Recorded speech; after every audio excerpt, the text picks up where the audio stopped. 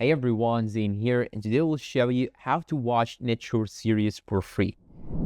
Now, the first thing that you should do is to simply go and open your Play Store or App Store or whatever you have, then search here for NetShort like this. And after that, you'll have to install the application on your phone. And once you install it, you'll have to open it and navigate to any series or any movie that you want to watch on it. Now, if you want to watch any one of these series or movies right here, you just have to copy its name. If you want to see it for free, you just have to copy its name. Let's say that this one right here, Farewell My Lover, I want to watch it for free. I will simply go and open my browser, then search here for Farewell My Lover, then type here Daily Motion, just like so. And now here you have it.